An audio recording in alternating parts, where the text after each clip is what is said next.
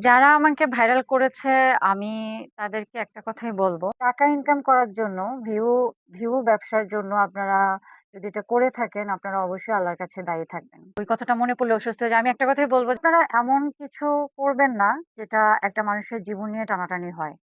কারণ আপনারা মনে করেন যে এটা তো আমরা জাস্ট একটা নিউজ করতেছি। কিন্তু এই নিউজটা কারো জীবনে আ কতটা তার সে হেনস্থার শিকার হতে পারে, তার লাইফে সে কতটা মানে ছোট হয়ে যেতে পারে সমাজের কাছে।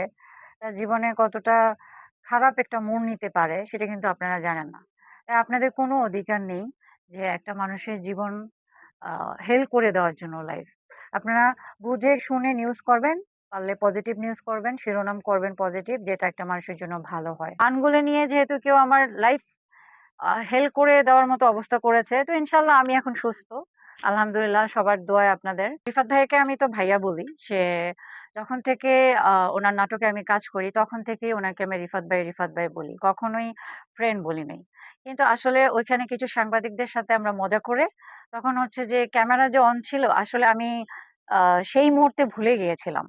সেই মুহূর্তে ওনারা যে ক্যামেরা অন রেখে কথা বলছে, কারণ সব সাংবাদিকরাই ক্যামেরা নিয়ে দাঁড়িয়েছিল।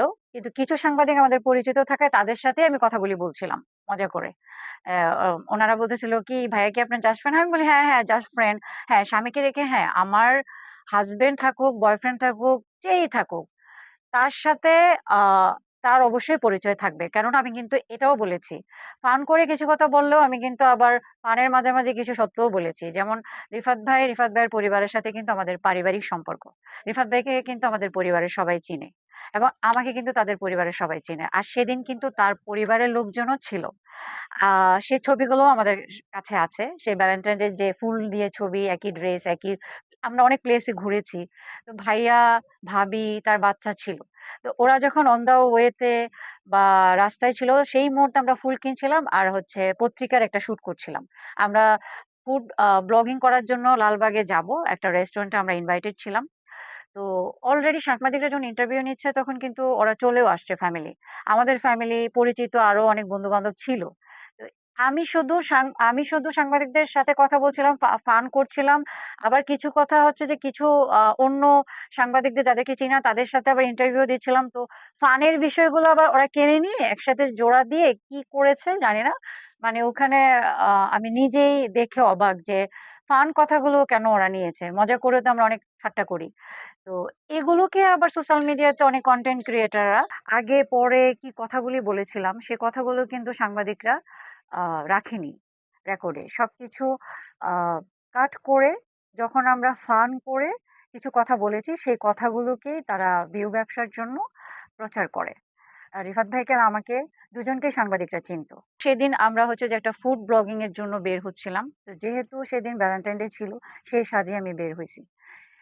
তো আমি আপনাদের কাছে অনুরোধ করব, একটা বিষয় পুরোপুরি না জেনে, না বুঝে আপনারা কখনো একটা মানুষকে এমনভাবে কোনো কিছু কমেন্ট করবেন না যে কমেন্টগুলো একটা মানুষের তার আত্মসম্মান কেড়ে নেয়।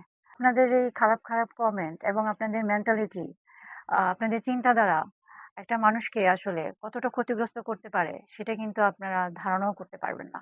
এত বাড়াবাড়ি করবেন না, এতটা খারাপ কিছু মানে করে ফেলবেন না যে একটা মানুষের জন্য বাঁচাটা হারাম হয়ে যায়। কে কখন কোথায় কিভাবে ভাইরাল হয়ে যায় সেটা মনে হয় অনেকে নিজেও জানে না। আমিও তেমনই হয়েছি। আমি ভাইরাল পিছনে দৌড়াইনি। ভাইরাল জিনিসটা আমি পছন্দই করি না। আমি অলওয়েজই ভাইরাল জিনিসগুলা দেখলে আমার কাছে মনে হয় এই জিনিসগুলো ভাইরাসের মতো। আর আমি পছন্দও করি না ভাইরাল হতে। আ সবার বিষয়টা আমি জানি না। আমার নিজের বিষয়টা আমি জানি যে কাজ-কাম থাকুক আর না থাকুক, আমি কখনোই ভাইরাল হতে চাইনি। আমার কাজ আসলে এমনিই আসবে। যারা আমাকে চিনে তারা কাজ বানালে আমাকে এমনিই ডাকে।